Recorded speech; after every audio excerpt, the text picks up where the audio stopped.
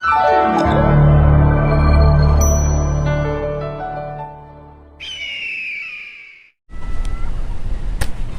araw mga ate kuya, andito tayo ngayon sa Mercedes Camarines Norte na kung saan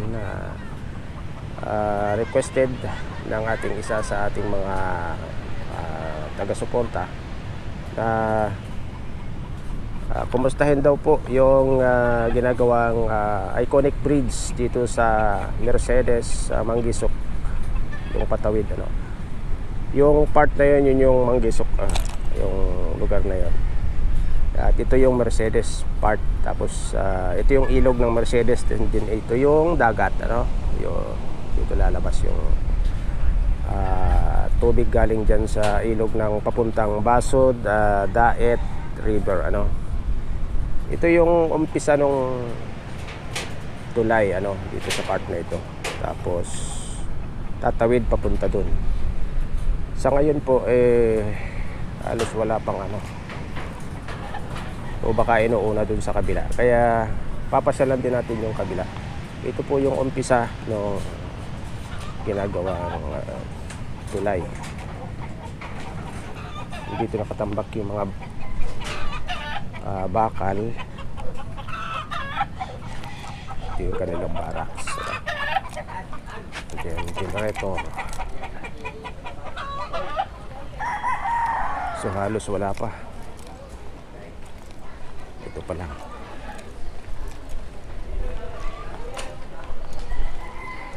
Yan pa lang mga ate kuya. Yung sitwasyon na lang.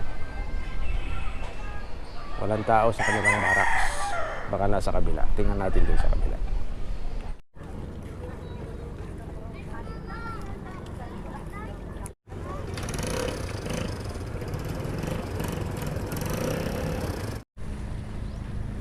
Ito mga ate kuya, magiging karugtong nung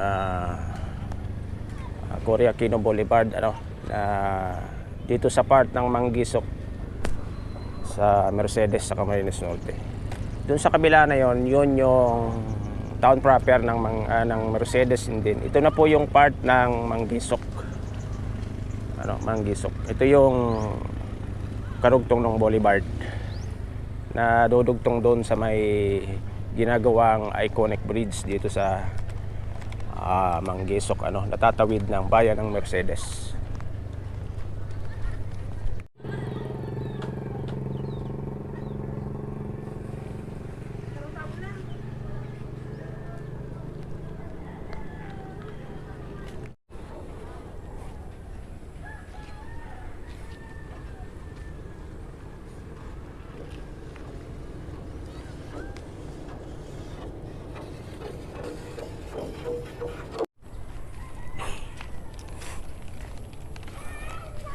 Ito siguro mga ate kuya yung mga equipment na gagamitin dun sa pagtayo ng mga poste ng gagawing tulay dito sa Manggisok.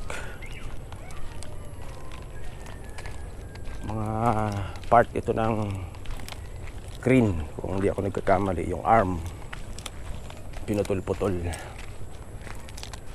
Bago pa yung arm, hindi pa nagagamit.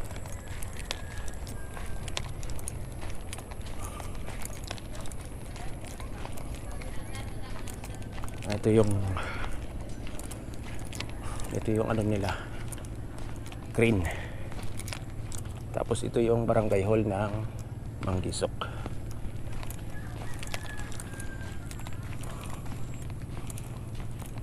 Palagay ko Manggisok Elementary School dito. Dito siya.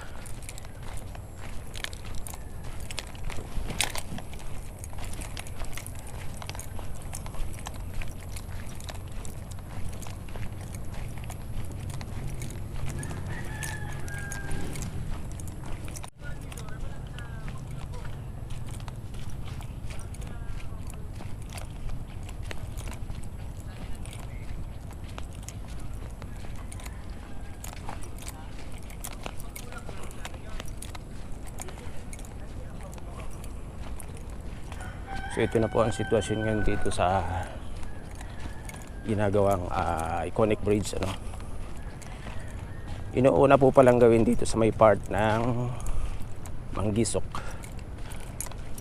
Kasi dito sila dito mas marami ang equipment na ginagamit. Ito yung area.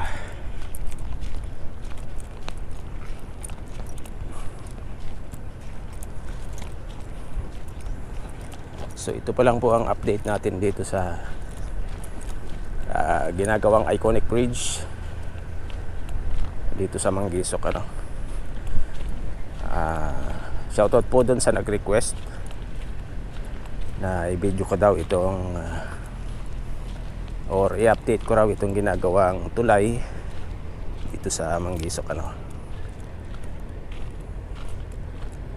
So ito pa lang mga ate kuya.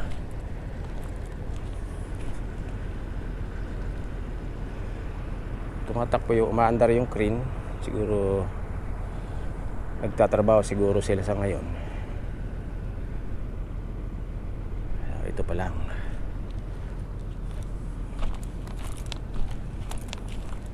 So malaking trabaho pa talaga ito mga ate kuya. Matagal pa kasi yung lapad ng ilog ng Mercedes ay talagang hindi biro, ano, yung lapad.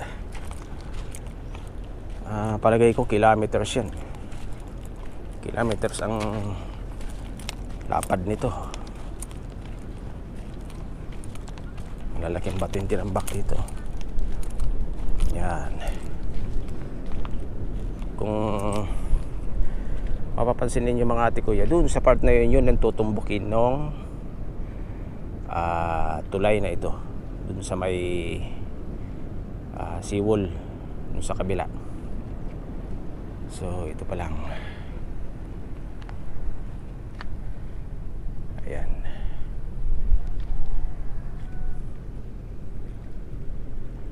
So medyo matagal pa ito mga ate kuya.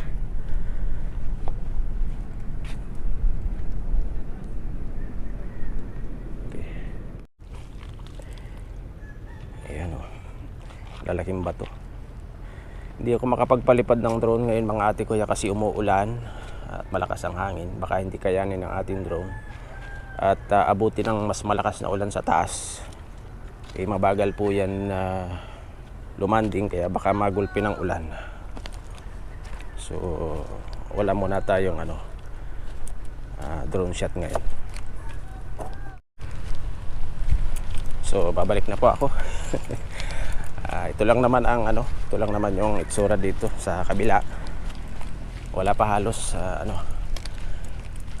wala pa halos na bubuo, mga pa lang, preparing pa lang sila dito sa lugar na ito. So babalik na po ako dun sa port.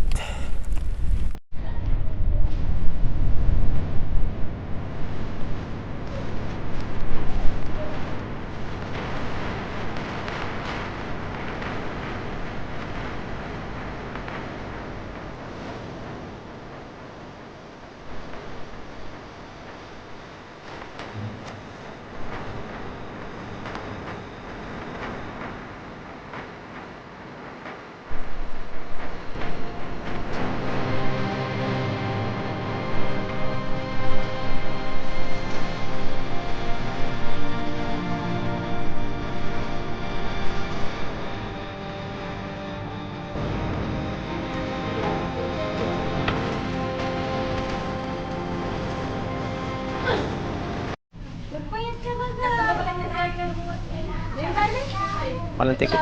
Wala.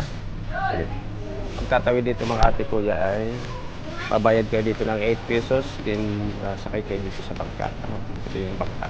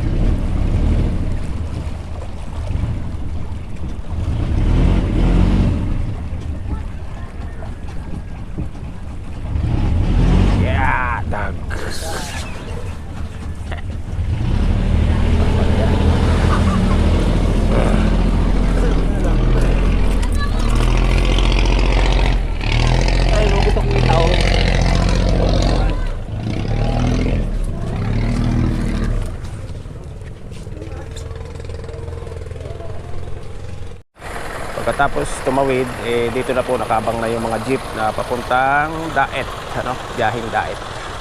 Ayan. Ito yung Peaceport ng Mercedes. Then yung aming service ay dito nakapark. So that's it. Thanks for watching mga ate kuya.